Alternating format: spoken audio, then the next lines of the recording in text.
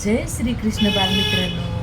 आपण मागच्या गोष्टीमध्ये बघितलं की हे ब्राह्मणाचा वेश घेऊन भगवान श्रीकृष्ण, अर्जुन आणि भीम हे जरासंधाच्या राज्यात ब्राह्मण वेश घेऊन आम्ही काशीचे ब्राह्मण आहोत आणि होम हवन यज्ञ करण्यासाठी इथं आलो आहोत असं करत ते आतमध्ये घुसून आपलं स्थान तिथे राहत होते आणि सगळीकडे लक्ष देत होते.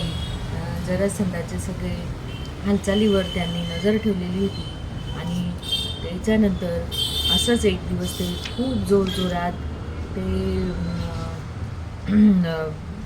ठेवलेले असता ढोल तो ते बडवत होते.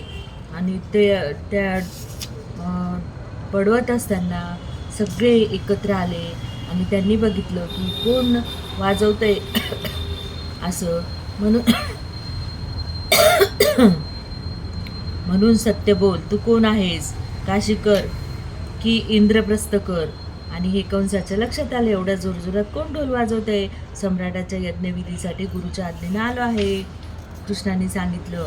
भीमसेनासमोर तसाच उभा राहून त्याच्या उघड्या उजव्या खांद्यावरचा गदा पेलून पेलून उमटलेल्या डागावर बोट ठेवत जरासंध गरजला, तुझ्या खांद्यावर हा काळा डाग कसला. म्हणजे त्याला शंका आली की हे ब्राह्मण नाही आहे, तर हे कोण आहेत, तर हे हा भीम आहे आणि तो यादवांचा कृष्ण आहे आणि तसाच अर्जुन आहे. आणि मग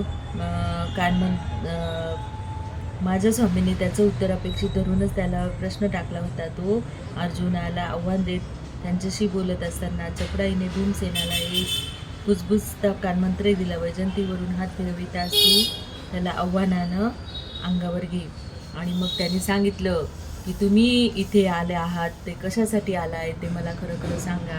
आणि जेव्हा त्यांना माहिती पडलं की हे आपल्यासाठी युद्ध करण्यासाठी आले, तेव्हा त्यांनी सांगितलं की ठीक आहे, द्वंद्व युद्धाला तयार राहा. आणि मग त्यांनी भीमाची निवड केली जरासंधासोबत युद्ध करण्यासाठी. आणि हे युद्ध माहिती आहे का, 1 2 3 4 5 10 दिवस नाही तर चांगलं 15 दिवस हे युद्ध चाललं. कारण दोघं पण अटीतटीने युद्ध करत होते, द्वंद्व करत होते आणि त्याचा निकालच लागत नव्हता. सकाळपासून जे सुरू व्हायचं तर संध्याकाळी मावळतीच्या वेळेपर्यंत युद्ध चालू होतं. आणि असे घनघोर युद्ध चालू असताना दोघं पण खूप तरबेज होते. भीम पण आवरत नव्हता आणि जरासंध पण आवरत नव्हता. स्वामीचा वध करण्यासाठी 17 वेळा मथुरेवर चालून गेलेला तो हरिराव सम्राट उन्मत्तपणानं म्हणाला, माझ्या जामाताचा वध करणाऱ्या नराधम गवळटा, तुला आज मी सोडणारच नाही. तुला काय, तुम्हा तिघांनाही आता गिरी व्रजाबाहेरची वाट दिसणार नाही. गवळ्याच्या कपटी काळ्या नायका, होय, माझं तुला निर्णायक द्वंद्वयुद्धाचं आव्हानच आहे. तुला वडल्याशिवाय माझ्या पितरांना मुक्ती मिळणार नाही. त्यानं माझ्या स्वामीसमोर चक्क दंडच थोपटले. आम्ही मगदाच्या राज्यात आल्यापासून हा तर निर्वाणीचा क्षण समोर उभा टाकला. तसं या क्षणी हसून स्वामी म्हणाले, सम्राट, एकाच वेळी आम्हा तिघाची युद्ध खेळणार आहात की काय. द्वंद्वाचा प्राथमिक नियमही सम्राटांना माहीत नाही असं म्हणावं की काय. जरासंध जरासा गोंधळला. तरीही कडकडत त्यानं विचारलं, कसला नियम गवळ्या. एका वेळी एकाचीच प्राणांतक युद्ध खेळलं जाऊ शकतं का. हा, माझी तयारी आहे आपल्याशी द्वंद्वयुद्ध खेळायची. हसतच स्वामींनी आपल्या कंठातली वैजंतीमाला कुरवाडली. तेव्हा फुसफुसत या क्षणाची प्रतीक्षा करणारा भीमसेन पुढे झाला आणि केवढ्या तरी मोठ्यानं कडकडला, हा कसला जिंक्य मल्लवीर आणि सम्राट. तुला पळपुटा म्हणणारा हाच मोठा पळपुटा आहे. गोमंतावर यानंच दुसरं काय केलं. मी कुंतीपुत्र भीमसेन याला निर्णायक द्वंद्वयुद्धाचं आव्हान देतो आहे. असेल तो सम्राट आणि असेल त्याचं सामर्थ्य तर त्यानं हे स्वीकारलं, नसेल तर आपला पराजय मान्य करावा. आणि कंसनी जरासंध आणि भीमाचं युद्ध अटळ 1 2 नाही तर मी तर सांगितलं 15 दिवस हे चाललं अटीतटीचं युद्ध. आणि 15व्या दिवशी मग त्या सहदेव जो जरासंधाचा मुलगा होता त्याला पण असं वाटलं की आता हे युद्ध इतके दिवस चालणार आहे तर त्यापेक्षा आपण काय करावं. भीमसेनानं जय माता कुंती जय भवानी देवी असा गगनभेदी घोष करत समोरच्या जरासंधाला ललकारत आपल्या लोहदंडावर दणदणीत शब्द ठोकला. आणि असे किती दिवस चालले. 13व्या दिवसही निर्णयाशिवाय गिरिजाव्रताच्या डोंगराआड मावळला. तसंच भीमसेन नाही अशा अर्थाची मानी डोलावी. मागधीम अमात्य युवराज सहदेवाच्या कानी लागत सूचना देऊन गेले. राजमंडळाचे राखीव मल्ल आता एक एक करत आखाड्यात उतरावे. भीमसेनाला घेऊन थेट बंदिवान करावं. नाहीतर मथुरेत कंस महाराजांचं झालं तसंच इथेही काहीतरी विपरीत होण्याची शक्यता आहे. मागधी मंत्रीगणांनी त्यांची सूचना लावून धरत उद्गार काढले. अमात्यांची सूचना योग्य आहे. सत्वर राखीव मल्ल आखाड्यात उतरावे. आता सूर्यपार कलतीला आला. आखाड्याभर भोवतीच्या अशोक, किंचुक, पुन्नांग, ताम्र, तमाल, अश्वत्थ अशा वृक्षांच्या लांब लांब सावल्या दिसायला लागल्या. आणि जरासंधाचा भ्रम झाला की भीमसेन थकला आहे, श्रांत झाला आहे. त्यानं चपडाई करून भीमसेनाच्या घामानं थपथपल्या छातीला आपली विशाल पाठ भिडवली आणि भीमसेनानं प्रचंड धीरजक पुष्ट डावावर पाठीवरून धुण्याच्या पिळ्यासारखा सरळ समोरच्या मातीत दानकण आदळला. तसा मी ताडकन उभाच राहिलो. भोवतीचं उभं प्रेक्षकारही विजेचा चटका बसावा तसं उठून उभं ठाकलं.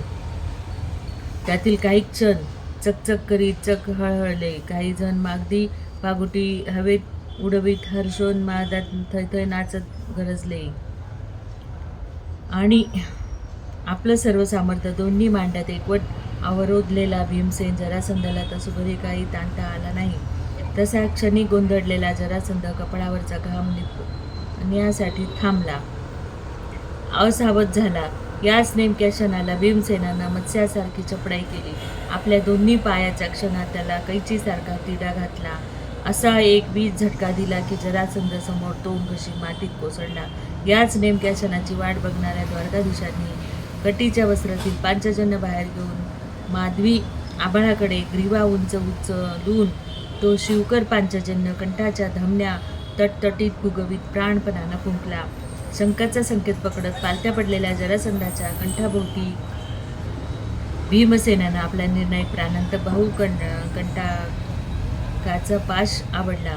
आपल्या लोहदंडातील शक्तीपणाला क्षणाक्षणाला चढत्या भाजणीनं बाहुकंठात पेरून भीमसेन बाहुकंटाकाचा निर्णायक पाश आवळत चालला. तसा धिप्पाड जरासंध काही न बोलता डोळे गरगरत फिरवून आखाड्यातल्या मातीत टाचा घासू लागला. पांचजन्य पुन्हा घुमतच राहिला. जमल्या लाखो प्रेक्षकांना काहीही कळलं नाही की मगधाचा अजिंक्य सम्राट जरासंध टाचा घासत घासत गतप्राण होऊन पडला. त्याच्या निष्णान कंठावरचा बाहुकंठाचा पास सोडून भीमसेन वीजलोळासारखा ताडकन उभा राहिला. तसे दोघा बाजूंनी अनावर घोषच घोष उठले. पांडुपुत्र अजिंक्य मल्लयोद्धा भीमसेन जयस्तु जयस्तु जयस्तु कुंतीपुत्र भीमसेन. आणि मग सगळीकडे जय जयकार होऊन राहिला. भवानीचा विजय असो, गुरुदेव बलराम जयस्तु बल. आणि मग जरासंधाचा पाडाव होताच माझ्या स्वामींची चर्या कधी नव्हे अशी अपार उजळून निघाली. ते आता काय काय निर्णय घेतील इकडे सर्वांचीच दृष्टी लागली. पण स्वामींनी म्हणजे श्रीकृष्णांनी त्या सहदेवाला म्हणजे आता त्याला असं वाटलं की बुवा आता या जरासंधासारखंच आपलं पण काहीतरी विपरीत होईल. तो घाबरतच होता. पण कृष्ण भगवान एवढे प्रेमळ आणि दयाळू आहेत की कंस शशूर जरासंध आत्ताच आप्तच असल्यामुळे एक राजप्रथा पाळणं भागच होतो. त्यांचा रीतसर उत्तराधिकारी घोषित केल्याखेरीज त्यांच्या शवाला अग्निसंस्कार देता येत नव्हता. यासाठी स्वामींनी भेदरलेल्या जरासंध पुत्राला सहदेवाला धीर देऊन त्याच्याच अमात्याकरवी पाचारण केलं. त्याला मल्लयुद्धाच्या आखाड्यातच मागधाचा उत्तराधिकारी म्हणून घोषित केलं. त्याला हितोपदेश देताना स्वामी म्हणाले, सहदेवा, आमच्या मागधाच्या जनपदाशी कसलाच वैरभाव नाही आहे. व राहील तो कोणाच्याही अन्यायी व अत्याचारी वृत्तीशी.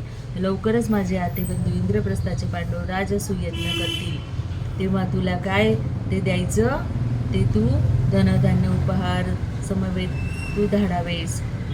रक्तसंबंध येतील. भविष्यात तुझं चतुर रंग शक्ती सामर्थ्य त्यांच्या पाठीशी उभं राहण्याचा प्रसंग येईल. स्वतःला पित्यासारखंच कठोर शासन होईल असं सहदेवाला वाटलं होतं. त्याऐवजी पूर्ण अभय व जीवनोपयोगी मार्गदर्शन ऐकून तो पित्याचं दुःख विसरून भावभारित झाला. माझ्या स्वामीचे चरण धरत संमिश्र भावनाने शनेक स्पुंदला. विशाल हृदय स्वामींनी त्याला हळूवार वर घेत आपल्या आलिंगनात घेतलं. चला असा मला व अर्जुनाला संकेत देत सहदेवाचा हात हाती धरून स्वामी चालू लागले. तिकडे वेडावल्या मगधकरांनी भीमसेनाला कुंकुमात न्हाऊ घालून खांद्यावर नाचविले आणि जल्लोष चालू केला. तर असे आपले श्रीकृष्ण कुंतीपुत्र भीमार्जुन जयस्तु जयस्तु, देवकीपुत्र श्रीकृष्ण महाराज जयस्तु जयस्तु. आणि त्याच्यानंतर त्या सगळ्या राजांना श्रीकृष्णाने मोकळं केलं आणि त्यांना आदराने आपल्या नौकेतून आपापल्या राज्यामध्ये सोडलं. दुसऱ्या दिवशी माझ्या स्वामीने मागध संबंधीचे अभियान यशस्वीपणे पार पाडलं. सप्ताहभर आम्ही गिरी व्रजात राहिलो. मग सीमेवर सहदेव महाराजांसमोर निरुपाचरी लोटलेला असंख्य स्त्री पुरुषांच्या साक्षीनं आम्ही गिरीव्रज सोडलं. आमच्या रथाच्या मागे मागधाच्या उपहाराच्या वृषभ रथाची रांग होती. आलो तेव्हा स्वामी व दोन्ही पांडव ब्राह्मण वेशात होते. आता त्यांच्या अंगावर भरजरी राजवेश होते. मी होतो द्वारकेचा सारथी वेशात. जरासंधाच्या वधानं आमच्या द्वारका व पांडवांच्या इंद्रप्रस्थाच्या कीर्तीचा डंक आर्यवर्तभर कसा दुमदुमत उठला. पांडवांच्या राजसूयज्ञातील मोठा अडसर दूर झाला. इंद्रप्रस्थात पांडवांचा सप्ताहभर पाहुणचार घेऊन स्वामीसह मी द्वारकेत परतलो. तर असा हा कंसाचा वध झालेला आहे. भीमाने द्वंद्व युद्धामध्ये कंसाला हरवलेलं आहे आणि त्याचा वध झालेला आहे. वध नाही, त्याला द्वंद्व युद्धात हरवून तो मरण पावलेला आहे. आणि त्याच्यानंतर सहदेवाला राज्याभिषेक करून श्रीकृष्ण भगवान आपले द्वारकेला परतले आहे. आणि पुढच्या गोष्टीमध्ये आपण बघू की राजसूयज्ञ होणार आहे पांडवांकडे इंद्रप्रस्थला. आणि ती कथा आपण पुढच्या गोष्टीत बघू. जय